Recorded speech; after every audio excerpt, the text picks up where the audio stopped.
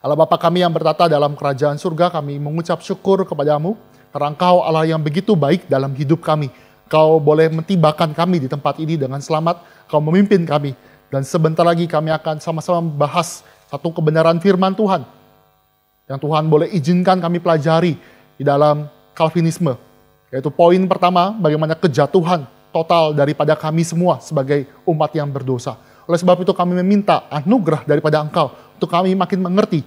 Dan anugerah itu mendorong kami untuk mencintai Engkau lebih lagi. Sehingga kami menyadari bahwa karena cinta kasih dan anugerah-Mu semata, kami boleh ada di tempat ini. Terima kasih ya Bapa, kami berdoa kiranya Tuhan boleh memberkati hamba-Mu dan juga rekan-rekan kami yang juga mendengarkan kebenaran firman Tuhan. Di dalam nama Tuhan Yesus, Juru Selamat kami yang hidup, kami berdoa. Amin. Suatu kali ada seorang yang nyasar di suatu hutan yang sangat besar sekali, sangat lebat sekali, dan ketika dia nyasar itu tentu, kalau orang nyasar itu perlu yang namanya lepas keluar dari hutan itu. Maka apa yang dilakukan? Dia telepon dengan mungkin handphone satelitnya, dia berkata kepada mungkin Basarnas minta tolong. Pak, saya tersesat. Saya membutuhkan bantuan untuk bisa lepas keluar dari hutan.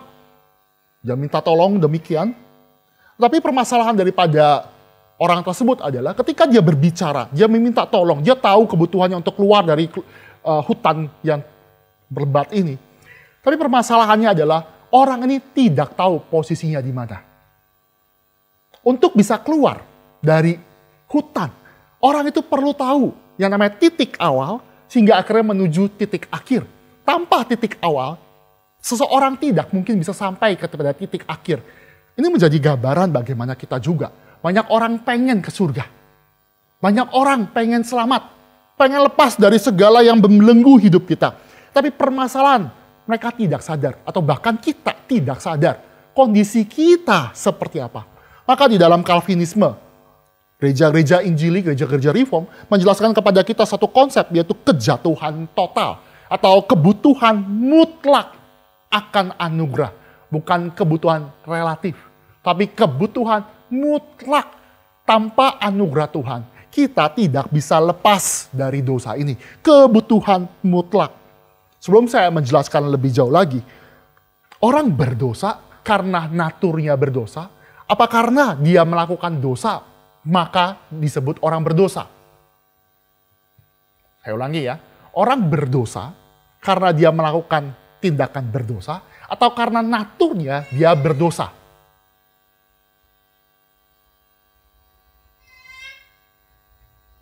Ya, jawabannya adalah naturnya. Karena dia naturnya berdosa, maka dia melakukan tindakan berdosa. Tapi banyak orang yang berkata, karena saya melakukan something, maka saya disebut divonis berdosa. Tapi Alkitab memberikan lebih jauh lagi kepada kita, bahwa karena natur kita berdosa, maka kita melakukan semata-mata yang berdosa.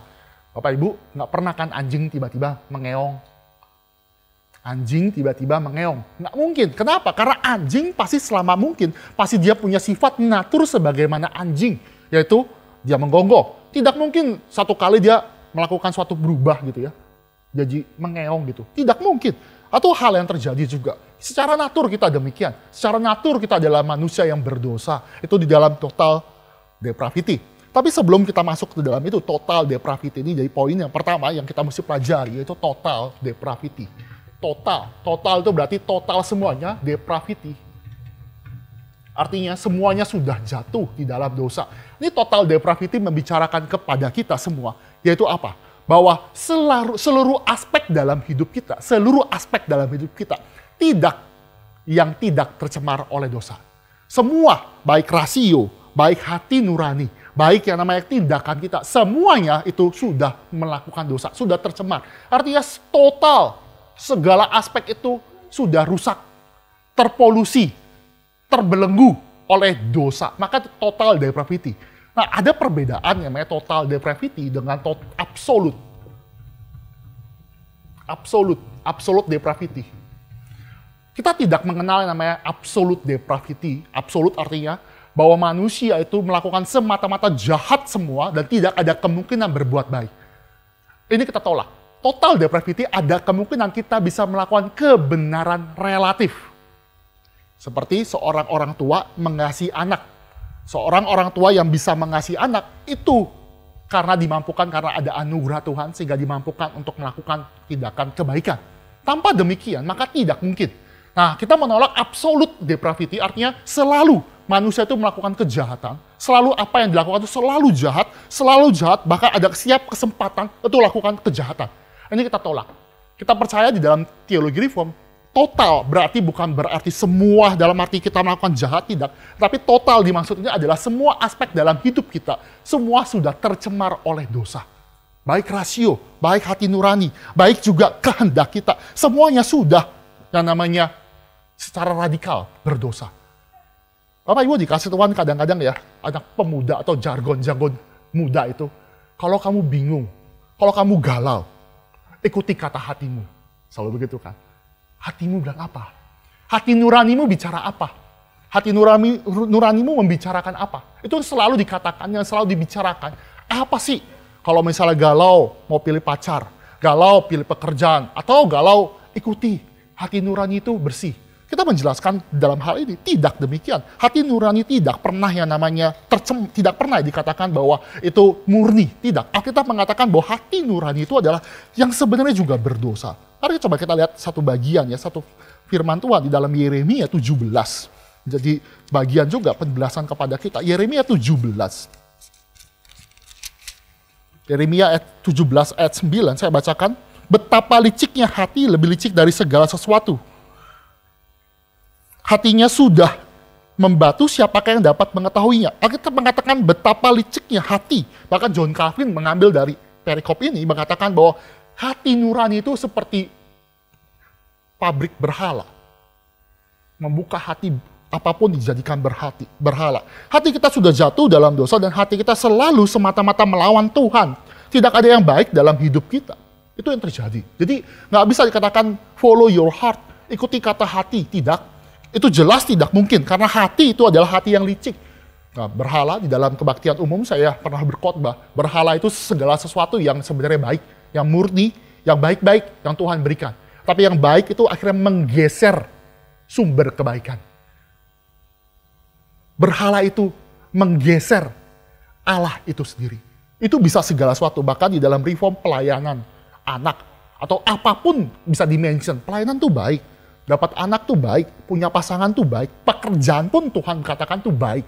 Tapi kalau 4 hal, 5 hal di dalam hidup kita yang baik menggeser sumber kebaikan, itulah berhala. Dan kadang-kadang hati kita selalu mencondongkan kepada sesuatu yang bukan Allah. Total depravity menceritakan kepada kita, hati kita juga jatuh ke dalam dosa. Maka ini sama juga dengan istilah total inability. Jadi ini ada total, istilah lainnya itu total inability. Nah ini inability.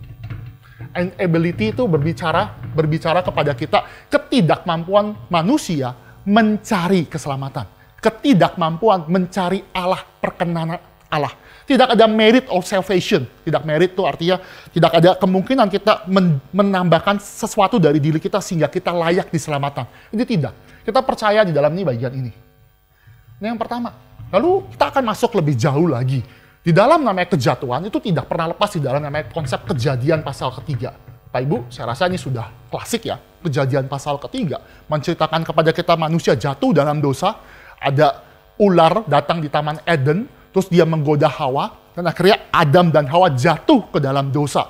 Itu klasik. Tetapi kenapa sih akhirnya iblis itu berhasil? Iblis berhasil membuat manusia jatuh dalam dosa. Kenapa? Karena iblis itu juga pintar lah. Kalau misalnya kita coba lihat di dalam Kejadian pasal ketiga, Alkitab memberikan penjelasan kepada kita bahwa ular itu adalah paling cerdik dan dia memulai dengan suatu perkataan kepada Hawa. Perkataannya adalah tentulah Allah berfirman. Perhatikan, semua pohon dalam taman ini jangan kamu makan buahnya, bukan? Ini mau menceritakan kepada kita suatu apa? Suatu keraguan. Jadi iblis itu mulai dengan suatu keraguan. Keraguan atas apa? Kebaikan Tuhan.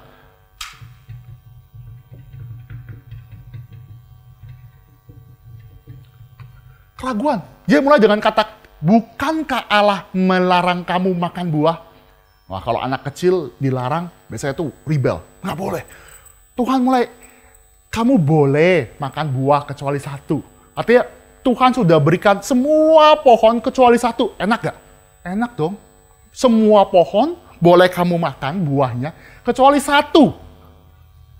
Sekarang iblis ubah. Bukankah Tuhan larang kamu? Artinya apa? Dia mulai dengan meragukan kebaikan Tuhan. Dan ini sering sekali trik daripada iblis yang selalu menggoda kita jatuh dalam dosa. Bukankah kita ini adalah orang Kristen? Atau kita sebelum jauh lebih dalam lagi ya. Iblis tuh juga pakai ini di dalam pencobaan Yesus di padang gurun. Ketika Yesus dicobai di padang gurun, dikatakan, bukankah engkau anak Allah? Jika engkau anak Allah, percobaan pertama, ubahlah roti jadi batu.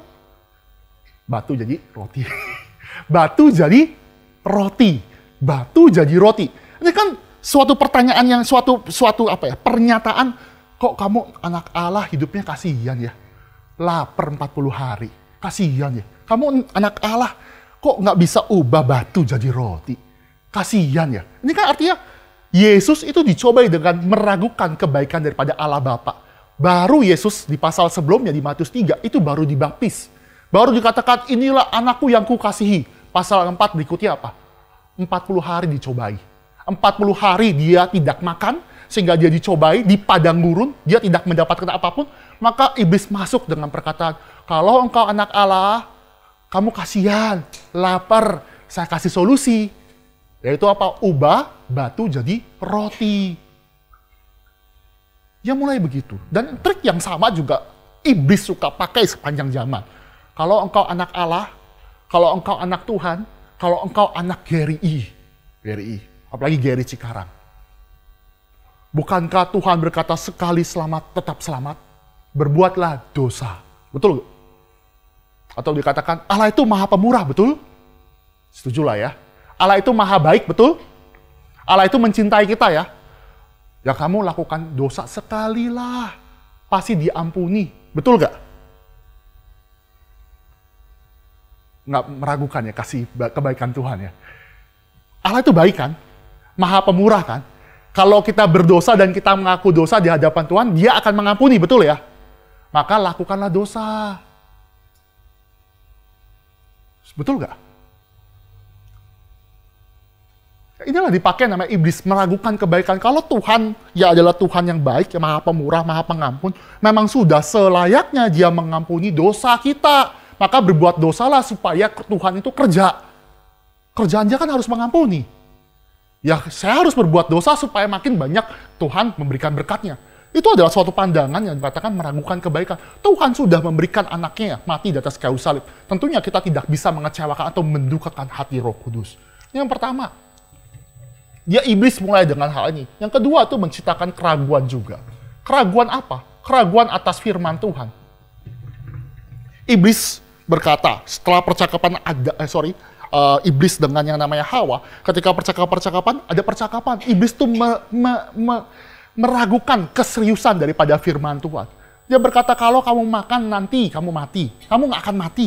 Kamu akan mati, dan dijawab oleh Hawa itu, nanti kamu akan mati. Alkitab menjelaskan kepada kita, kalau kamu makan pasti mati. Kalimat Ibrani menggunakan kata mati-mati. Artinya 2 kali pengulangan mati-mati, artinya suatu repetition yang mengatakan suatu penekanan. Mati-mati, artinya pasti mati. Sedangkan di dalam perkataan daripada iblis dikatakan kamu nggak mati. Lalu direlatifkan keseriusannya oleh Hawa dikatakan dengan nanti kamu mati. Nanti kamu mati. Hawa mulai selanjutnya setelah meragukan kebaikan, juga meragukan keseriusan firman Tuhan. Iblis pakai ini. Dan apa yang terjadi? Iblis tuh dikatakan nggak mati. Dan akhirnya, ya kalau dipikir-pikir, itu kan wajar aja ya. Makan buah, kok hukumannya mati. Ini seorang, ya mungkin di kelas katekisasi saya pernah ngajarkan juga. Jika Bapak Ibu pernah di dalam kelas katekisasi, ada seorang yang apologetik agama lain berkata, mungkin nggak sih Allah kita tuh jahat? Allah orang Kristen tuh jahat. Kenapa? Bayangkan ya, kalau misalkan ada anak saya nyolong apel di taman saya. nyolong apel. Pasti saya hukum aja dong. Saya marahi, saya tegur, betul ya? Nggak mungkin dong saya usir anak saya, terus saya hukum mati. Nangkap maksud saya ya? Kan kalau misalkan anak saya, contoh anak saya Tea nih, ada di sini Tea. Dia ngambil buah yang dilarang. Saya ada buah apel misalkan dia makan terus dia makan terus akhirnya dia ya kasih ke teman-temannya, intinya dimakan lah, melanggar perintah saya. Saya kan sebagai bapak yang baik tentu akan nasihatin atau hukum dia atau ya ibaratnya dikasih penghukuman. Tapi nggak mungkin hukumannya itu adalah membuat si Tea itu mati atau diusir. Kan bapak yang agak sadis ya. Coba Bapak Ibu, bisa nggak kita bisa menjawab di dalam hal itu? Bagaimana jawaban dikatakan bahwa kalau misalkan Tuhan cuma perintahkan Adam, yaitu jangan kamu makan satu buah ini, dan Adam tuh makan. Tuhan mana tuh yang sadis? Langsung makan terus diusir Taman Eden terus di hukuman mati. Itu kan makan buah kan kecil ya, nggak sering biasa aja dong. Nggak mungkin sampai makan dosa kecil berakibat mati. Setuju ya? Ini saya sebut lagi. orang di luar sana bilang kepada kita, dan itu argumentasinya sangat kuat. Nggak mungkin lah, Allah seperti apa yang sangat sadis begitu. Kita mesti melihat, kita nggak bisa sembarangan menggunakan standar kita. Kita harus menggunakan standar Allah yang suci. Allah yang suci tidak bisa dipermainkan. Allah yang suci tidak bisa dipermainkan. Allah memandang serius setiap dosa, walaupun bagi kita itu kecil atau besar. Kecil besar itu bukan masalah di dalam Tuhan. Yang paling penting adalah bagaimana kita berdosa kepada Tuhan. Yang paling utama itu demikian. Sebagai contoh ya Bapak Ibu, kalau misalnya saya tampar, misalnya teman saya lagi iseng-iseng ketampar gitu, pak enggak. Terus dia marah teman saya, ih dasar nih pendeta nggak bener, nampar. Oke, coba kalau misalkan teman saya lakukan itu, saya lakukan kepada teman saya, akhirnya teman saya kan marah, setelah marah dia mungkin maafkan saya, dia mungkin menggerutu saja. Coba saya lakukan itu, misalkan saya nggak sengaja menampar ya, Kim Jong-un. Tahu ya Kim Jong-un? Kalau saya tiba-tiba ya, Kim Jong-un, nggak mungkin kesini juga ya. Ini kan berandai-andai ya, tampar. Saya dinuklir kali ya. Kan cuma nampar doang. Atau gini ya, kan saya pernah lihat di dalam video YouTube propagandanya atau apa videonya itu, senyumnya pun diatur. Lihat nonton deh di Korea Utara tuh senyum tuh nggak boleh lebih panjang, nggak boleh nggak senyum.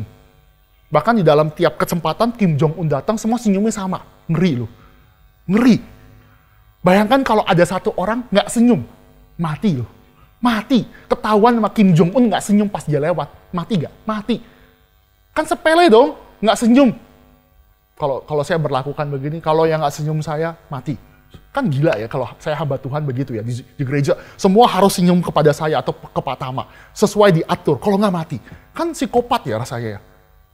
Tapi kita kalau misal lakukan itu kepada Kim Jong-un, kita lakukan itu kepada orang yang mungkin seorang diktator, kita akan melakukan, itu serius loh. Kita nggak bisa sembarangan yang namanya melakukan kesalahan sedikit pun, itu bisa berujung kematian. Halnya sama juga di dalam konsep kepada Allah. Allah memandang serius dosa. Allah memandang serius dosa. Itu bukan masalah kecil, masalah besar. Tapi kepada siapa kita berdosa. Kalau kita berdosa kepada Allah yang suci, walaupun dari perspektif manusia itu kecil, tapi bagi Tuhan itu adalah perlawanan terhadap Allah yang suci. Itu yang terjadi. Maka Tuhan harus menghukum. Tuhan harus menghukum. Allah memandang serius. Jangan pernah meragukan kebenaran firman Tuhan. Iblis sering pakai begitu. Lalu apa lagi? Setelah kebagian ke sini ya, dua ini. Apa yang dilakukan oleh iblis adalah sebenarnya selain meragukan firman Tuhan, meragukan kebaikan Tuhan. Yang ketiga sebenarnya dia menawarkan menjadi seperti Allah. Bapak Ibu, menjadi seperti Allah, oke gak ya? Alkitab di dalam Matius mengatakan, Yesus pernah berkata, hendaklah kamu sempurna, sama seperti Bapakku sempurna. Artinya, jadilah sama seperti Bapakku sempurna. Tuhan suruh loh, jadi seperti Bapa di surga yang sempurna, yang berikan hujan kepada orang-orang berdosa, berikan hujan juga kepada orang percaya, memberikan matahari kepada orang-orang berdosa, juga memberikan matahari kepada orang-orang yang percaya. Alkitab mengatakan bahwa menjadi seperti Allah, sempurna. Maka perkataan iblis itu benar dong. Saya jadi iblis cocok juga ya. Menjadi seperti Allah kan sesuai dong dengan Matius kan. Kenapa akhirnya dihukum? Boleh ada tanggapan? Saya tidak sendiri kan ya. Mengapa menjadi seperti Allah itu jadi salah? Di dalam, ya saya jawablah, di dalam etika ya, etik dalam etika, itu ada yang namanya deontologi. Kita sudah belajar di PAPP. Deontologi itu berdasarkan yang namanya rule, hukum, norma, atau etika yang terjadi. Artinya apa? Bahwa secara deontologi, Adam dan Hawa makan buah itu, dia melanggar perintah Tuhan, salah. Di dalam etika juga ada yang namanya konsep virtue etik. Virtue itu karakter. Di dalam virtue etik, menjadi seperti Allah itu oke. Dalam virtue etik itu oke. Karena kita mau menjadi karakter sebagaimana karakter Allah. Kita mau menjadi karakter sebagaimana Yesus hidup. Namanya ada What Would Jesus Do? Ada WWJD ya, WWJD ya, waktu zaman itu. Itu mau menjadikan karakter kita sebagaimana Allah itu sendiri. Nah, masalahnya kita tidak bisa memutuskan segala sesuatu hanya dari satu metode etik saja. Secara deontologi salah. Secara teologi juga salah. Teologi itu artinya hasil menjustify cara. Jadi kalau Robin Hood, Bapak Ibu gak bayangkan Robin Hood, udah tahu ya cerita Robin Hood kan, dia seorang pencuri kan. Mencuri itu secara deontologi itu salah. Mencuri salah. Tapi tindakan Robin Hood bisa dibenarkan secara teologi. Kenapa? Karena dia mencuri untuk orang-orang miskin. Dan dia mencuri kepada pejabat-pejabat yang korupsi. Jadi wajar. Jadi secara tindakan deontologi dia salah. Tapi secara teologi dia oke. Tapi sekali lagi, kita nggak bisa lihat hanya perspektif satu atau perspektif dua itu saja. Kita mesti lihat seutuhnya. Apa yang dikatakan iblis kepada Hawa, kepada manusia, menjadi seperti Allah, itu secara virtue etik oke. Tapi permasalahan caranya salah. Menjadi seperti Allah harus dengan caranya Allah. Dengan aturannya Allah. Saya balik lagi ke dalam pencobaan Yesus di padang gurun. Ketika Yesus dicobai, kalau engkau anak Allah di cobaan kedua, percobaan ketiga, sembahlah dia dan juga lompat dari yang namanya bubungan bait suci. Itu kan kalau lompat, kamu akan jatuh ke dalam batu, tak akan terhantuk batu, dan malaikat akan menyelamatkan kamu. Itu kan seperti suatu tindakan sulap spektakuler pada zaman itu, dan itu ada di dalam Mazmur. Kalau Yesus lakukan itu, apa konsekuensinya? Dia akan langsung dinobatkan sebagai Mesias politik, bukan Mesias yang mati di atas kayu salib. Allah kita mau dikenal di dalam Mesias yang mati di atas kayu salib, yang menderita. Bukan Mesias yang versinya iblis. Bukan Mesias yang versinya seperti jalan-jalan dunia. Sembahlah iblis kan pasti salah lah ya. Tapi lompat itu kan nggak ada salahnya kan. Lompat kan keren. Tapi itu bukan cara Tuhan. Cara Tuhan adalah Yesus harus dikenal di dalam penderitaan. Maka kadang-kadang di dalam gereja ya, kalau tidak membicarakan penderitaan Yesus Kristus, apalagi di acara KKR Natal ya, bagaimana pembicaraan tentang salib itu diabaikan. Dosa itu dianggap tidak serius. Itu kasihan. Kenapa saya bilang kasihan? Karena ini membicarakan kepada kita bahwa Yesus tuh benar-benar sungguh-sungguh mati di atas kayu salib demi kita. Serius. Suatu hal yang serius. Suatu hal yang serius. Nggak bisa. Caranya adalah cara di dalam penderitaan dan salib. Yesus harus dikenal di dalam itu. Tidak dilihat di dalam mujizat. Saya lanjutkan di dalam hal selanjutnya. Bahwa keberadaan manusia. Tadi saya sudah jelaskan. Asal muasal dosa kejadian 3. Iblis akhirnya membuat manusia jatuh dalam dosa. Dan by the way, Bapak Ibu, Alkitab memberikan penjelasan kepada kita, hanya satu orang yang berdosa, maka semuanya jatuh dalam dosa. Berarti saya percaya bahwa Adam sebagai wakil Tuhan. Adam sebagai wakil Tuhan, maka Adam membawa seluruh di bawah Adam, itu jatuh dalam dosa. Kok curang ya? Kok Adam yang dosa, kita yang tanggung derita ya? Dia kan yang berdosa. Kalau dia yang lakukan kesalahan, dia yang terima dong. Kok kita sih? Nah, kita bisa melihat ada di dalam konsep perjanjian atau di dalam konsep feudal di dalam sistem pemerintahan. Kalau raja itu mendeklar suatu perang kepada suatu negara, maka orang-orang di bawah kekuasaan dari raja tersebut mau tidak mau harus ikut perang, apalagi para cowok. Mungkin cewek bisa di pengecualian. Artinya kalau dia maju berperang dan akhirnya kalah perang. Jadi negara itu perang dengan suatu negara dan akhirnya raja itu kalah, maka seluruh warga atau seluruh tentara itu akan mendapatkan akibat dari perang itu, kekalahan perang. Dia pasti jatuh miskin, harus membayar denda, hutang daripada peperangan, juga kesehatan, semuanya kena. Jadi bukan karena satu orang yaitu raja, maka raja yang tanggung semua, tidak. Tetapi secara perwakilan, semua mengalami konsekuensi daripada akibat perang. Hal yang sama juga Adam sebagai raja, sebagai wakil Tuhan di Taman Eden, ketika dia melakukan dosa, maka dia membawa semua orang di dalam Adam. Semua keturunan Adam itu pasti melakukan dosa. By the way ya, kita bilang Adam nih karena Adam. Kalau kita di Taman Eden ya, kayak sebelum digoda iblis udah ambil tuh buah. Adam itu saking dia lurusnya, akhirnya dia jatuh karena istrinya digoda dan dia pengen melakukan dosa. Artinya perlu ada orang lain untuk menjatuhkan.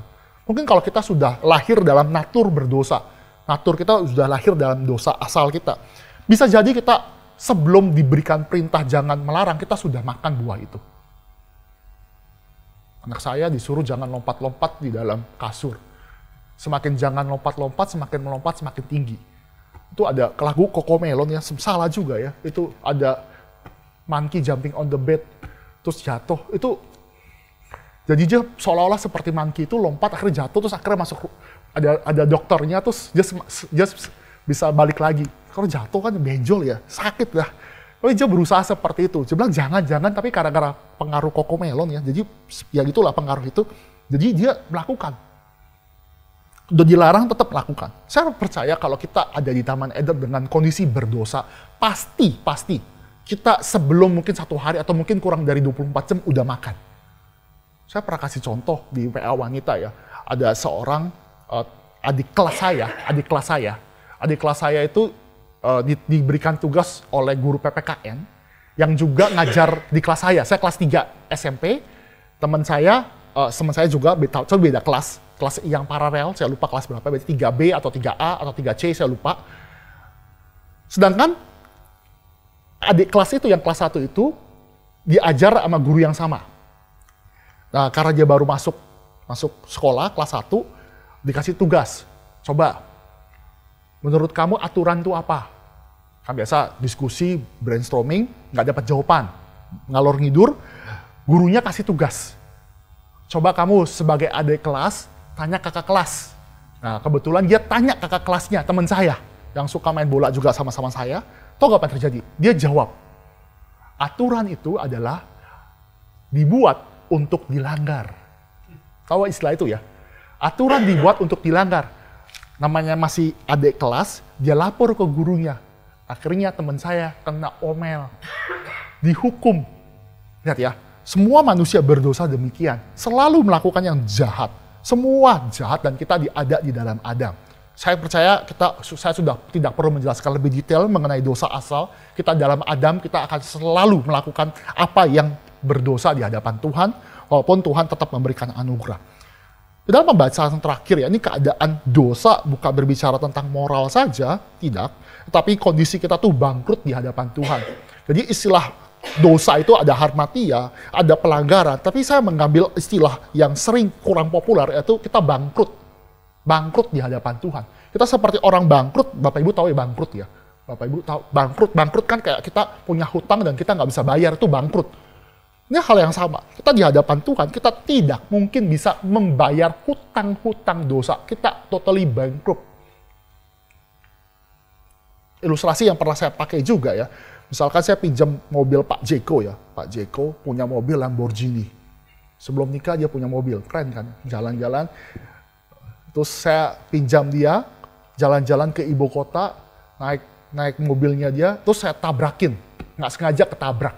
Namanya mobil bagus, saya selamat, tapi mobilnya hancur. Saya berikan kepada Pak Jeko. Pak Jeko, saya ada 2 berita. Berita buruk dan berita baik. Berita buruknya, berita baiknya saya mulai dengan berita baik bahwa namanya safety daripada mobil itu berjalan dengan baik. Berita buruknya adalah mobil itu hancur. Karena saya pinjam dan karena saya merusaki, maka saya harus menggantikan. Saya berhutang. Saya harus membayar kerugian. Kalau yang namanya saya meminjam dan saya rugi, konsekuensi dosa atau syarat pergantian itu bukan dari saya. Tapi dari yang punya mobil. Syarat-syarat, ketentuan-ketentuan, cicilan-cicilan seperti apa itu bukan dari saya, tapi dari orang Pak Jeko sebagai yang punya mobil itu. Maka ini hal juga sama di dalam yang namanya firman Tuhan. Kalau misalnya kita berhutang, kita melakukan dosa kepada Tuhan, syarat-syarat pengampunan dosa bukan dari kita, tetapi dari Allah. Nggak mungkin. Balik lagi ke ilustrasi saya bisa berkata kepada Pak Jeko, karena Pak Jeko itu baik, ya sudah. Saya cicil deh. Saya pastikan lunas dengan cara bayar 10.000 per bulan. Menurut Bapak Ibu, valid gak? Kalau mobil harganya mungkin 10 miliar atau mungkin 1 miliar 10 miliar gitu ya. Saya cicil 10.000 per bulan. Kalau ada boleh juga ya. Nggak mungkin kan? Maksudnya ngerti ya maksud dalam hal ini? Nggak mungkin. Saya bayar bunganya aja nggak mungkin. Bunga bank aja nggak pasti lebih gede daripada yang namanya 10.000 per bulan. Maka apa yang dilakukan kita di hadapan Tuhan itu seperti berhutang. Dan kita bayar hutang bunganya aja tuh nggak bisa. Benar-benar bangkrut deh. Untuk kita bisa bayar bunga, kita perlu modal. Modal pun dari Tuhan. Kan kalau misalnya kita mau berbisnis. Kalau berbisnis, kita untuk bisa melakukan bisnis perlu modal. Sekarang modalnya dari Tuhan. Untuk kita membayar lunas dosa di hadapan Tuhan, kita pun perlu minjam anugerah Tuhan. Loh, apa pinjamnya? Nafas memang itu gratis dari Tuhan. Segala kehidupan keluarga, segala kenyamanan, itu bukannya anugerah Tuhan. Artinya apa? Setiap saat kita selalu pinjam, dan tidak pernah mungkin bisa melunaskan hutang dosa di hadapan Tuhan. Itu yang terjadi. Keadaan kita bangkrut di hadapan Tuhan. Dan itu yang diajarkan juga. Kondisi manusia. Kita akan buka satu bagian firman Tuhan juga di dalam Efesus di mana Paulus mengajarkan. Ada 2 sebenarnya, kalau kita punya waktu kita akan bahas keduanya. Yaitu Efesus pasal kedua. Kita akan baca bergantian Efesus pasal kedua ayat 1 sampai 3. Atau saya ayat 1, Bapak Ibu ayat 2. Kita ayat 3 bersama-sama ya.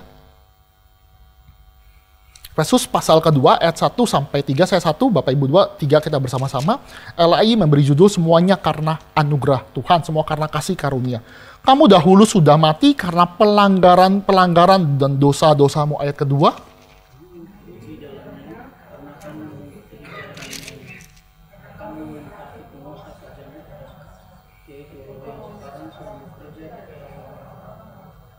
Ayat ketiga, sebenarnya dahulu kami semua juga terhitung di antara mereka ketika kami hidup di dalam hawa nafsu daging dan menuruti kehendak daging dan pikiran kami yang jahat.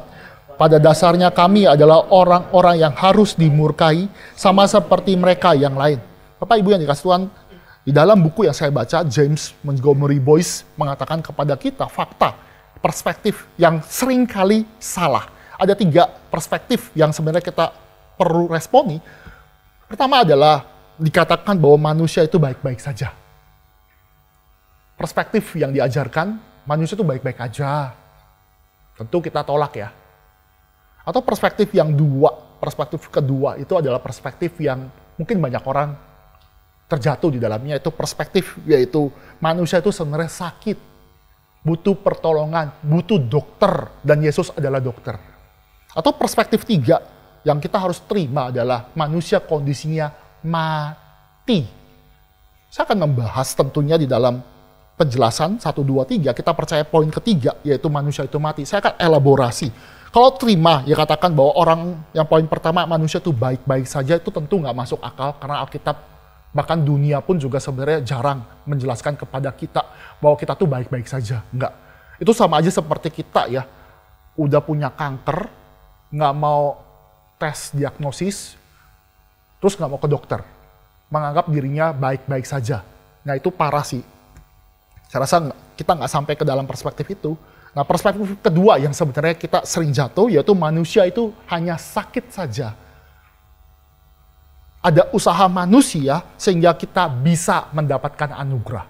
Nah, saya kan elaborasi orang sakit ya, sebenarnya kita juga salah ya. Dalam Alkitab kita jelaskan mati. Kalau sakit itu pun juga sebenarnya kita harus hati-hati juga. Karena kenapa? Kalau salah diagnosa, salah juga pengobatan. Salah diagnosa, salah pengobatan. Kalau ada orang sakit sesak nafas, terus tambah lagi, orang itu sakit jantung, datang ke internis. Ketika dia datang ke internis, apa yang terjadi? Ketika dia datang ke internis, ternyata dokter internisnya berkata kepada orang tersebut, tenang Pak, Bapak baik-baik saja, cuma sakit sedikit. Bapak pulang saja, banyak air minum putih, rajin olahraga, lalu istirahat yang cukup, nanti besok-besok baikan. Kalau Bapak Ibu datang ke tempat dokter seperti itu, kacau juga ya. Udah sakit, sesak nafas, terus jantungnya pun berdebar-debar. Terus ketika konsultasi, diagnosisnya, satu arahannya, hasil konsultasinya berkatakan pulang, minum air putih lebih banyak, olahraga, dan istirahat cukup. Pasti kan, ini apa? Dosa itu bukan berbicara tentang sakit, Bapak Ibu. Dosa itu serius. Dan dosa itu membicarakan kita tuh berada dalam kondisi yang ketiga, yaitu kematian. Kita akan lebih bahagia kalau dokter itu membicarakan sesungguh-sungguhnya. Dokter, kita sakit, dia akan bicarakan, kamu sakit. Kamu harus segera dioperasi. Mungkin kita denial. Hah? Saya sakit kanker. Saya sakit kanker, nggak mau. Itu kan parah.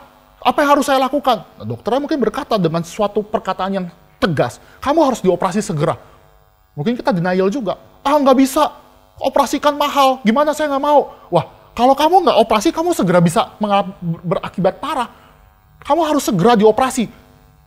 Itu suatu fakta. Dan fakta ini harus diterima. Sebagai guru, sebagai orang-orang misalkan di dalam akademisi guru, sebagai dokter, sebagai hamba Tuhan, berbicara dengan jelas. Kalau orang ini sakit dan butuh tindakan radikal, operasi, walaupun biayanya berat, walaupun tindakannya sangat sulit, harus dilakukan. Begitupun juga hamba Tuhan. Hamba Tuhan di dalam mimbar ini nggak pernah bisa bicara yang namanya dosa itu cuma masalah biasa-biasa aja, nggak. Dosa adalah masalah serius di hadapan Tuhan, dan dosa itu benar-benar Tuhan hukum, Tuhan murkai. Dan mengenai total depravity, tidak ada orang di mata Tuhan itu yang benar. Ini berbicara di hadapan Tuhan, semua orang tidak mungkin lepas daripada murka Allah. Yang terjadi, lalu kalau dilihat ya, efek daripada kondisi kita yang mati, itu adalah efek yang terjadi bagi semua orang. Ini adalah fakta yang terjadi bagi semua orang. Tidak ada pengecualian. Tidak ada pengecualian. Baik, ya anak hamba Tuhan juga berdosa ya Bapak Ibu. Anak hamba Tuhan juga berdosa, ya kita percaya. Anak saya, yang kedua, belum sampai 2 tahun. Kalau ada keributan, ada berantem, saya lihat dengan mata kepala saya sendiri, yang mulai pukul, yang mulai cakar, anak saya yang kedua kepada cicinya. Tapi lapor ke saya, siapa yang mulai dulu? Cici. Cici. Saya bilang, itu kamu, Cici. Nggak ada yang ngajarin, mungkin mamanya ngajarin kali, bukan saya. Itu pun, berarti saya ngajarin. Saling menuduh, saling, intinya apa? Natur berdosa itu ada. Kita nggak bisa lepas dari hal itu. Itu yang terjadi. Lalu kalau kita lihat ya, tadi Efesus pasal 1 mencarakan bahwa kamu mati. Tapi yang berikutnya adalah kamu hidup di dalamnya. Dalam perspektif Efesus, Paulus mengatakan kamu sudah mati. Jelas kita mati, bukan sakit. Ayat kedua, kamu hidup. Artinya berbicara juga secara aktif manusia melakukan dosa. Mati tapi aktif, mati tapi hidup. Mati ya mati. Artinya apa? Bahwa jelas sekali manusia secara sukacita dan aktif melakukan dosa. Sukacita loh. Sukacita melakukan dosa. Dulu waktu kecil, mungkin SD menuju SMP awal-awal, itu kalau dapat nilai 4, malunya minta ampun. Tutup, malu simpen. Tapi kalau udah SMA, dapat 4 bangga. Wih, dapat 4! Bangganya minta ampun, paling jelek seangkatan. Paling berdosa di antara semuanya, paling senang. Lihat ya, bergeser dulu, mungkin masih hati nurani, masih ada kepekaan, jangan melakukan dosa, itu aib, bisa bikin malu. Tapi kalau sudah hati nurani yang Tuhan anugerahkan juga, itu lama-lama ditekan, lama-lama itu mati. Akhirnya lama-lama orang itu mengglorify dosa. Di gereja pun juga bisa lakukan demikian. Di gereja pun bisa datang dengan cara, aku nih sebenarnya orang berdosa, layak dikasih konseling, layak diberikan segala sesuatu karena saya berdosa. Enggak juga ya seperti itu. Secara aktif, bahkan bersuka cita karena berdosa. Lalu di dalam hal itu, kalau secara cepat, ayat ketiga, dikatakan sebenarnya kamu dahulu juga terhitung di dalam mereka. Ketika kamu hidup di dalam hawa nafsu dan menuruti kehendak daging. Yang ketiga adalah saya mau highlight, menuruti kehendak daging, pikiran kita jahat, itu mau menciptakan kepada kita ini adalah orang yang diperbudak oleh dosa. Kita diikat, kita dibelenggu, diperbudak oleh dosa. Seorang yang kalah perang. Kalah perang itu, kalau kalah perang pasti orang itu akan sebagai tawanan perang, dia akan dijadikan budak. Kita sama iblis, kita kalah. Maka kita ada di dalam belenggu dosa, dalam kuasa iblis. Bahkan di dalam Efesus kita mengikuti jalan dunia. Kita melakukan apa pola pikir daripada dunia. Itu terjadi. Semuanya ada. Kita masuk di dalam yang namanya cara pikir dunia, cara pikir iblis, segala sesuatu yang kita lakukan, tindakan kita, semuanya mirip dengan apa yang dilakukan oleh iblis. Ini ada istilah yang Boyce katakan, bahwa manusia yang berdosa, yang dibelenggu sama iblis itu, seperti gambaran kita itu adalah permainan, seperti playthings, alat permainan, alat sukacita dari si iblis itu.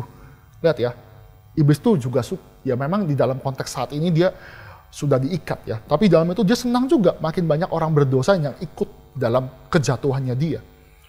Coba kita lihat di dalam 2 Timotius 2. Di dalam 2 Timotius 2.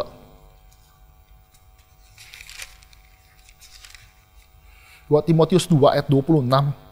Saya bacakan ya.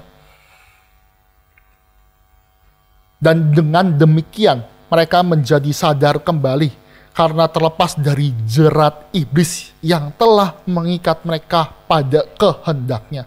Dia mau menceritakan bahwa orang-orang yang dulu itu sudah terikat, terjerat oleh iblis. Segala tindakannya itu adalah tindakan yang melawan dosa. Maka sekali lagi saya mensamerikan ya dalam hal ini. Manusia sudah jelas-jelas mati. Kedua, manusia itu secara aktif melawan Tuhan, bersukacita. Yang ketiga juga kita ini adalah orang yang diperbudak, dibelenggu. Dan oleh sebab itu kita sudah sepantasnya dimurkai Allah. Sudah sepantasnya dan sudah menjadi keadilan Allah. Kita dihukum oleh Allah. Orang kaya, orang miskin, orang Yahudi, orang Yunani. Pak Jokowi juga ya, Pak Prabowo, Mike Tyson, Bapak Ibu sebutlah, name it semuanya. Tidak bisa lepas dari murka Allah. Setiap orang di dalam dunia ini, yang Bapak Ibu bisa tahu, bisa kenal, orang kaya, orang Bill Gates, apapun, Elon Musk, semuanya ada di dalam murka Allah. Tidak ada pengecualian. Bahkan di dalam Roma, kita masuk ke dalam berikutnya, Roma pasal 3 menjadi dasar juga bagaimana total dan kebutuhan mutlak akan anugerah itu ada. Roma 3 adalah suatu, sebelum saya jelaskan lebih dikit ya. Roma 3 menceritakan bahwa ada kebanggaan dari orang Yahudi yang merasa dirinya berhak atas keselamatan. Jadi kalau pengantar itu adalah orang Yunani memang sudah sepantasnya ya dia dimurkai. Kenapa? Dia tidak punya Taurat. Tetapi orang Yahudi itu punya Taurat. Maka karena punya Taurat, punya jalan kebenaran, maka tidak mungkin dimurkai. Tapi Paulus mengatakan di dalam Roma pasal 3 ayat 9. Saya bacakan, jadi bagaimana? Adakah kita punya kelebihan daripada orang lain? Sama sekali tidak. Sebab di atas telah kita tuduh baik orang Yahudi yang punya Taurat maupun orang Yunani yang tidak punya Taurat, bahwa mereka semua ada di bawah kuasa dosa. Clear? Maka pengajaran di dalam Roma sebagai bagian selanjutnya menjelaskan kepada kita semuanya sudah berdosa. Bahkan Paulus melanjutkan di dalam ayat ke-10. Seperti ada tertulis, tidak ada yang benar, seorang pun tidak. Membicarakan bahwa secara kebenaran tidak ada yang kita bisa menyenangkan hati Tuhan. Atau dikatakan moral kita sudah hancur. Kita tidak mungkin melakukan kebenaran. Tapi tunggu dulu. Saya lakukan kok kebaikan. Saya lakukan kok kebaikan kepada anak saya, kepada istri saya, kepada suami saya, kepada orang yang tidak dikenal. Memang kita bisa melakukan kebaikan, tapi kebaikannya itu adalah kebaikan relatif. Kebaikan di dalam perspektif ini adalah kebaikan atau kebenaran Allah. Dari point of view Allah. Kita mesti lihat dari perspektif Allah. Bagaimana perspektif Allah itu menyatakan kamu harus melakukan yang benar sesuai standar Allah. Seperti tadi ya ilustrasi.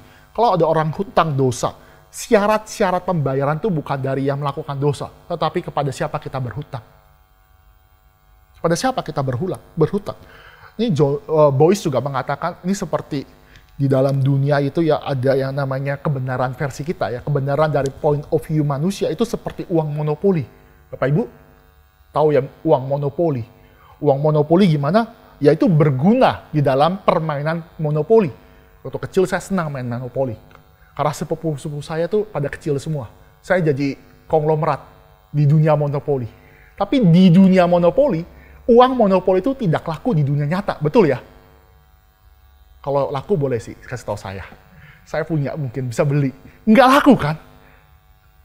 Uang monopoli mau berapapun, maupun kita punya kekayaan, punya aset ya dalam monopoli ya. Banyak sekalipun itu di dunia nyata nggak berlaku.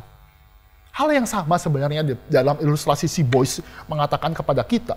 Apa? Segala apa yang kita lakukan kebaikan di mata Tuhan, itu seperti currency-nya monopoli. Seperti uang monopoli, yang bagi kita tuh kita kaya. Kita tuh layak di hadapan Tuhan. Kita bisa bayar Tuhan pakai uang monopoli. Tapi Alkitab mengatakan tidak. Kebenaran yang Tuhan tuntut berbeda. Uang yang dipakai di dalam currency-nya kerajaan Allah berbeda dengan kita. Jelas di dalam hal ini. Maka tidak ada orang yang benar di mata Tuhan di dalam perspektif Allah. Lanjut. Selain tidak ada yang benar, ayat ke-11 di dalam Roma pasal 3, tidak ada seorang pun yang berakal budi. Tidak ada yang berakal budi. Artinya mereka tidak memikirkan hal-hal yang bersifat surgawi. Mereka tidak mengerti perspektif surgawi. Mereka punya human knowledge, mereka punya yang namanya pemikiran-pemikiran hebat. Tapi mereka tidak dibukakan oleh pertolongan Allah Roh Kudus sehingga bisa mengerti dan beriman atas kebenaran firman Tuhan. Ini suatu kecelakaan. Bapak Ibu kalau ikut speak, kadang-kadang speak itu ada yang pakai jilbab. Notice lah ya. Karena mencolok gitu, di book. Ih, udah datangnya telat. Terus kita mau duduk ternyata udah di book. Ih, ternyata orangnya undangan. Mereka belajar. Saya perhatikan dari sejak saya doktrin kristologi ya. Kristologi itu mereka ramai sekali. Mereka belajar doktrin kristologi. Sekarang udah mulai sedikit ya. Karena doktrin yang paling diserang adalah kristologi. Walaupun mereka mendengar speak. Mereka mungkin ya orang-orang di sana mengajarkan doktrin kristologi. Mereka punya kemampuan yang baik di dalam mengajar. Tapi kalau dia tidak diberikan anugerah Roh Kudus, itu hanya fakta-fakta saja tanpa yang namanya iman. Orang dunia juga begitu. Kalau di dalam menggali firman Tuhan ya, Kalau orang-orang reform itu suka baca. Suka baca kalau Bapak Ibu, mungkin kalau jemaat sering ikut PA orang-orang jemaat lain atau di dalam PA gereja reform sirkular dari GRI, itu membuat sulit sebenarnya bagi hamba Tuhan. Pasti kan hamba Tuhan ini bagus, ya kita mengerti lah, itu nggak masalah. Itu kan no problem sebenarnya, nggak ada masalah. Bagus.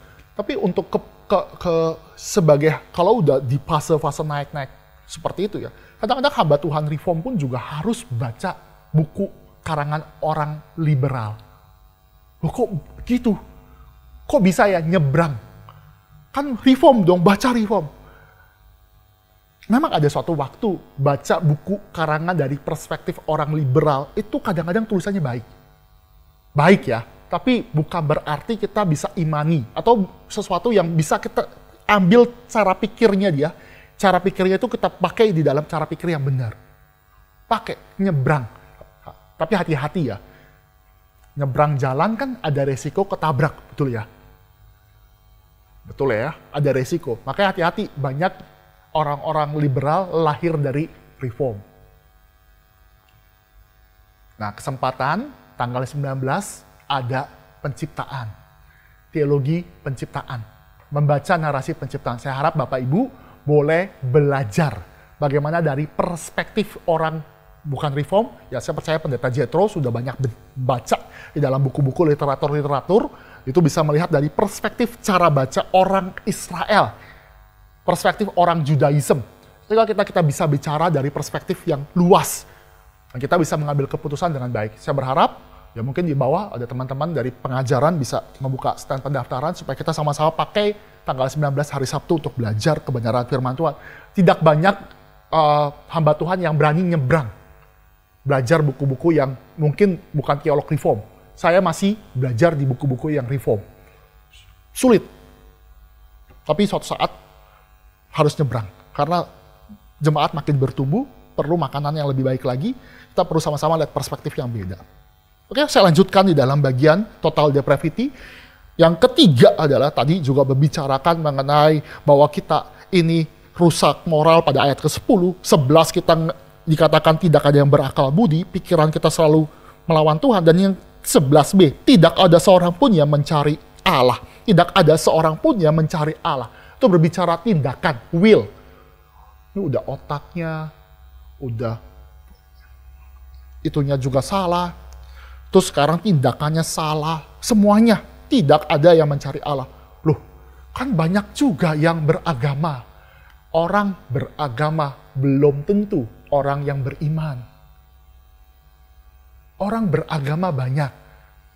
Banyak orang yang melakukan segala sesuatu untuk tradisi atau ritual agama, tetapi belum tentu percaya Tuhan. Contohnya di mana? Contohnya di mana? Contohnya Paulus. Paulus itu sangat giat untuk membunuh orang-orang Kristen, hingga akhirnya dia bertemu Yesus Kristus dalam cahaya. Dia jatuh. Ketika jatuh, dia bertanya, siapakah engkau Tuhan? Loh, katanya bekerja buat Tuhan, tapi ketemu Tuhan, tanya, kamu siapa? Kan ngaco kan? Artinya, orang yang melakukan tindakan agamawi belum tentu mengenal siapa penyelamatnya. Hal ini juga menjadi hal yang kita bisa koreksi bersama-sama, bahwa hal lakukan tindakan agami gerejawi belum tentu memastikan kita adalah orang yang sungguh-sungguh percaya. Kita hadir PA, semakin lama kita semakin diteguhkan dan semakin kita belajar kebenaran firman Tuhan dan semakin sadar kita butuh anugerah Tuhan. Maka di dalam satu buku ya, yang mengutip ini seorang antropolog, dikatakan Robert Brough berkatakan bahwa di dalam perspektif religion, orang sering sekali membuat agama. Tujuannya bukan mencari Allah, tetapi untuk lari dari Allah. Bikin agama supaya ada ritual, menyenangkan suatu tindakan di dalam hati yang perlu pengakuan, haus akan deity. Deity itu apa? Deity, suatu yang ilahi, suatu yang di luar sana. Tapi karena tahu nggak mungkin cari Tuhan yang sejati, maka dia bikin agama, tindakan ritual-ritual. Itu yang terjadi. Itu yang terjadi. Maka kita perlu tahu bahwa anugerah Allah itu menjadi kebutuhan mutlak. Tanpa inisiatif Allah, tanpa Allah yang mengusahakan keselamatan bagi kita, kita tidak mungkin. Maka subtema kita ya, kejatuhan total, kebutuhan mutlak. Kita nggak cari Tuhan, dosa asal sudah ada. Otak kita, hati nurani kita, tindakan kita, tidak ada yang benar di hadapan Tuhan. Maka apa yang harus dilakukan Tuhan adalah Dia berinisiatif. Dia mencari kita. Ini handphone kan. Saya di sekolah minggu ya, kasih ilustrasi dengan handphone saya. Handphone kalau jatuh saya. Spidol. Kalau jatuh kan, spidolnya cari saya apa saya cari spidol? Oh, kalau jatuhnya kurang ekstrim ya. Ini spidol, jatuh ke bawah. Spidol cari saya atau saya cari spidol? Pak Gok ya, kalau Pak Gok bantuin saya ya ambil itu. Saya cari spidol Bapak Ibu. Artinya apa? Yang hidup harus cari yang mati. Tidak pernah yang mati mencari yang hidup. Jelas sekali dalam perspektif ini. Allah yang berinisiatif mencari kita itu anugerah. Anugerah yang Bapak, maka kalau anugerah itu masuk ya, itu akan membukakan hati kita, menginsyafkan dosa, mengubah natur kita. Itu ada dalam sub-sub tema berikutnya, tapi saya mengantisipasi dia mengubah hati kita, dia mengubah natur kita yang dulunya kecenderungannya melakukan dosa semata-mata, sekarang lagi diubahkan naturnya untuk menyenangkan hati Tuhan, walaupun ada pergumulan nanti ada di dalam bagian sub tema terakhir, Perseverance of the Saints. Tapi saya mau mengatakan, mengubah natur itu adalah pekerjaan Allah. Bapak Ibu pernah lihat gak singa makan pisang? Pernah gak? Nggak pernah. Kalau ada kasih tahu saya. Atau pisang makan apel gitu ya. Enak nih. Nggak suka nama daging. Itu kan nggak mungkin ya. Karnivora jadi herbivora. Bingung juga ya. Nggak bisa ya. Atau jerapah makan tiba-tiba makan apa ya. Jerapah kan gede.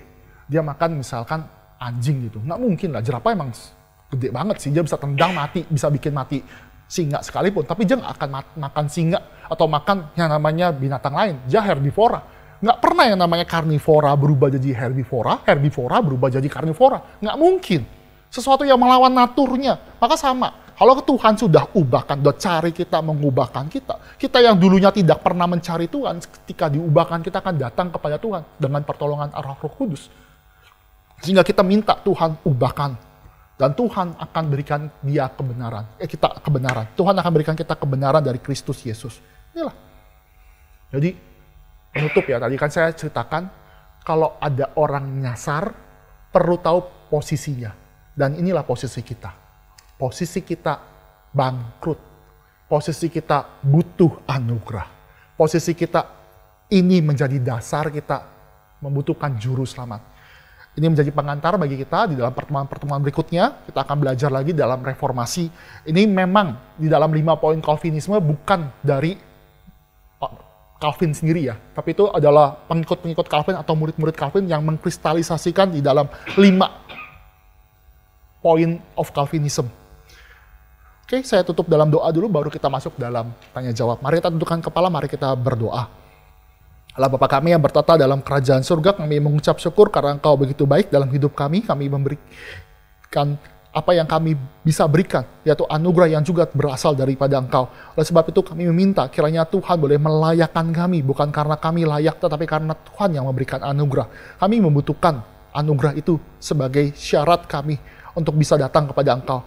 Kiranya Tuhan menolong kami, dan kiranya Tuhan memampukan kami. Tuhan berkatilah kami jika kami bergumul dalam dosa dan Tuhan boleh sadarkan.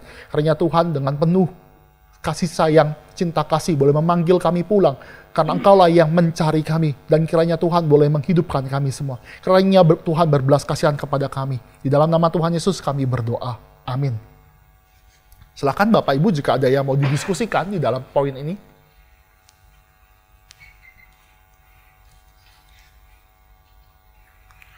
Total depravity. Ya, silakan Opali. Saya 2 hari lalu pernah diskusi dengan pendeta karismatik. Coba tanya ngomong-ngomong pasal dosa, masalah Adam makan buah terlarang. Dia kan yang berdosa dulu kan istrinya kan, makan dulu lalu dibagikan kepada suaminya.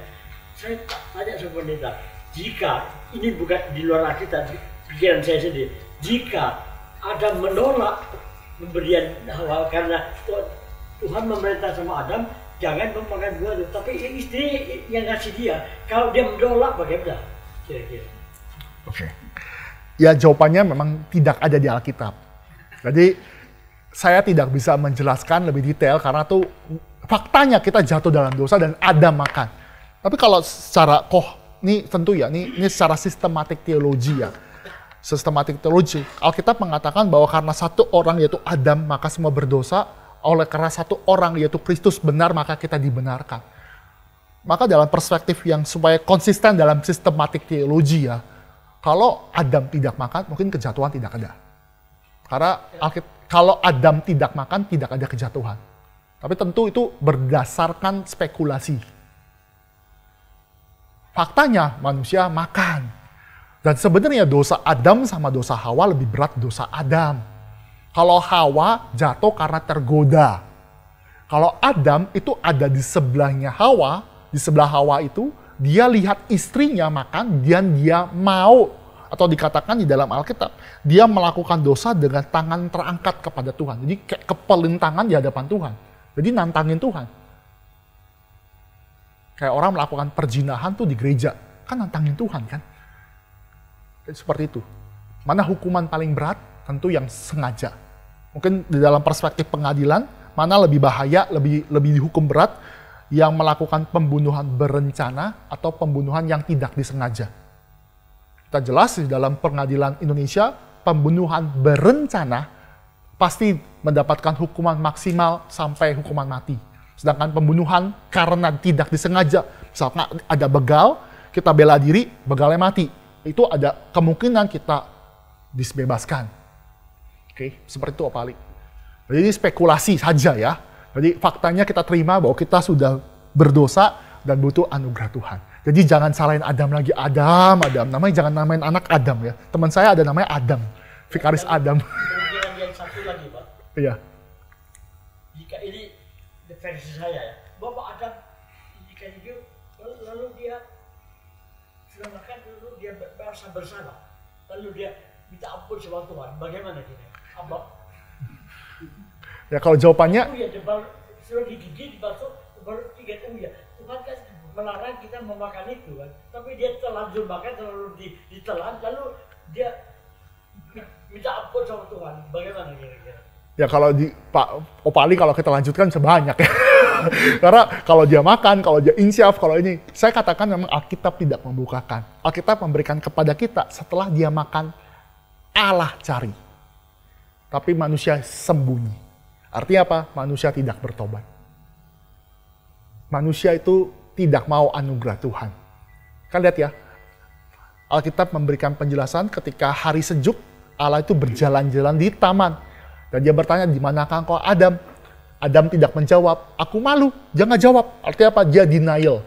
Itu fakta yang mesti kita terima. Sekali lagi, jangan salahin Adam. Kasihan Adam ya, teman saya itu. Dan dia juga namanya sama saya, Kurnia juga. Aduh. Silakan, ada yang mau ditanyakan satu atau dua orang lagi sebelum kita tutup. Saya berharap ini menjadi pembelajaran kita ya, total depravity. Kita benar-benar tidak mampu mencari Tuhan. Nah, silakan Pak Ruhut. Total depravity ya. Iya Pak. Jadi kita semua udah jatuh dan berdosa. Jadi katakan kita itu manusia yang sudah mati. Nah, di Kejadian begitu Adam sudah melanggar firman Tuhan, makan buah laras itu, mereka diusir. Nah, di sini tidak ada solusinya ya. Tapi itu generasi kedua, Kain dan Habel ya, yang mempersembahkan korbannya. Dari mana Habel bisa mendapat anugerah ya, atau mendapat kebaikan sehingga dia bisa melakukan kebaikan itu, sementara kita mengatakan tadi tidak ada kebaikan lagi di dalam hidup kita. Oke, Pak Ruhut, jadi saya perlu jelaskan bahwa yang kita pegang itu adalah total depravity, bahwa tanpa anugerah Tuhan, kita tidak mungkin bisa mencari Tuhan. Tidak ada andil kita di dalam keselamatan itu. Kita bukan masuk ke dalam absolute depravity, berarti kita semata-mata kita melakukan dalam setiap kesempatan kita melakukan dosa, tetap ada anugerah umum yang mencegah dosa makin melebar. Jadi anugerah umum itu mencegah yang namanya dosa makin melebar. Maka di dalam poin itu, kenapa Adam itu bisa tahu konsep ritual, konsep adanya ini? Karena Tuhan juga anugerahkan. Kalau baca dalam Kejadian 3 ayat 21 ya, itu kan ada kulit binatang ya, kulit binatang yang diberikan kepada Adam dan Hawa. Mereka kan usaha nutupin rasa malunya, rasa hilaf ya kalau bahasa ini. Kehilafan dengan usaha sendiri, dia tutup dengan daun-daun ara, pohon ara gitu ya. Tapi cara Tuhan tuh beda dengan cara manusia. Cara Allah itu, yaitu dia kasih kulit binatang. Kulit binatang, kalau kulit itu bisa dipakai kalau ada darah yang ditumpahkan. Jadi binatang itu harus disembelih, baru kulitnya bisa diambil, baru dipakaikan kepada manusia. Ini juga cara Allah. Kristus mati di atas kayu salib, ada darah tercurah, dan kebenaran Kristus dipakaikan kepada kita. Maka sering kali baca Efesus, baca di dalam surat-surat Paulus, hendaklah kamu mengenakan kebenaran, seperti kayak baju. Ini mengambil istilah dalam Kejadian 3 ayat 21. Seperti itu Pak Ruhut. Nah, saya percaya ya mungkin di PA wanita saya sudah jelaskan, Adam dan Hawa adalah orang yang beriman dan orang yang diselamatkan. Kenapa saya katakan demikian? Kemungkinan besar Adam mengajarkan anak-anaknya janji akan datang penebus, akan datang yang akan menghancurkan kepala ular. Jadi Adam, walaupun sudah jatuh dalam dosa, dia percaya janji Tuhan, itu anugerah. Dan dia ajarkan kepada Kain dan Habel mengenai persembahan ritual persembahan. Jadi dia melakukan internalisasi iman itu di dalam kehidupan sehari-hari. Seperti itu Pak Ruhut. Ya. Berarti literasinya ini terlalu singkat ya, makanya kita nggak kurang memahaminya. Ya, makanya itu kita perlu pendalaman Alkitab. Memang dari Alkitab ke Perjanjian Lama itu selalu berbicara nanti ujung-ujungnya kepada Kristus, walaupun nggak langsung spiritualitas. Ini harus ada dasar penafsiran, tapi para ahli setuju Kejadian 3 ayat 21, Kejadian 3 ayat 15, itu mengacu kepada Kristus Yesus yang akan datang, Mesias yang akan Tuhan janjikan. Seperti itu. Oke, jawab Pak. Sedikit sih literasinya sih, kemudian manusia itu bersetubuh dengan Hawa istrinya dan mengandunglah perempuan itu, lalu melahirkan Kain. Maka kata perempuan itu, aku akan mendapatkan seorang anak laki-laki dari pertolongan Tuhan. Selanjutnya dilahirkanlah Habel dari pihak Kain, dan Kain menjadi gembala kambing domba, Kain menjadi petani. Setelah beberapa waktu lamanya maka Kain mempersembahkan itu. Nah, di sini di 4-nya Habel mempersembahkan, di 5-nya nggak ada nabi, hanya sedikit literasinya yang kita dapat sedikit pemahaman. Iya, ya kamu tentang ibadah, tentang konsep sacrifice. Mengorbankan itu tadi kita. Iya. Kemungkinan besar dari Adamnya itu yang mengajarkan konsep seperti itu. Jadi mereka percaya, sebenarnya Hawa itu baik juga ya, dia percaya janji Tuhan karena anak pertama itu anak yang disayang. Anak pertama itu langsung dikasih Kain, dengan pertolongan Tuhan aku mendapatkan anak. Habis itu Habel tuh nggak ada namanya. Memang anak kedua selalu begitu, nggak ada penjelasannya, nggak ada penjelasan apa-apa. Tapi dengan Hawa berkata, dengan pertolongan Tuhan aku mendapatkan anak. Padahal punya anak susah, punya anak itu susah dan bisa mati. Tapi dia tetap mendapatkan pertolongan. Dia mengimani janji Tuhan, mengimani bahwa nanti akan datang Mesias dari keturunan Hawa. Seperti itu. Jadi bacanya bisa di dalam perjanjian baru. Begitu Pak Ruhut. Oke, saya rasa sudah stop sampai di sini. Mari sekali lagi kita masuk dalam doa. Kami mengucap syukur kepadamu ya Tuhan, karena Engkau begitu baik dalam hidup kami. Kau memberikan kami yang terutama, yaitu keselamatan dalam Kristus Yesus. Walaupun kami tidak meminta, tapi Engkau boleh memberikan anugerah kepada kami yang tidak layak ini. Oleh sebab itu kami juga meminta belas kasihan kepada Engkau, karena kami yang Tuhan sudah panggil di dalam keselamatan, boleh mengerjakan keselamatan dengan takut dan gentar. Oleh sebab itu kami meminta berkat daripada Allah Tritunggal, berkat daripada Allah Bapa yang menginisiatifkan karya keselamatan di dalam hidup kami, dan juga berkat daripada Allah Anak yang menggenapkan karya keselamatan di dalam hidup kami semua. Dan juga berkat daripada Allah Tritunggal, yaitu Allah Roh Kudus, yang mengaplikasikan karya keselamatan dalam hidup kami. Karena berkat Allah Tritunggal ini boleh menyertai kami, menguatkan kami, dan memampukan kami. Karena berkat kami ini boleh kami terima di dalam nama Tuhan Yesus, Juru Selamat kami yang hidup. Amin.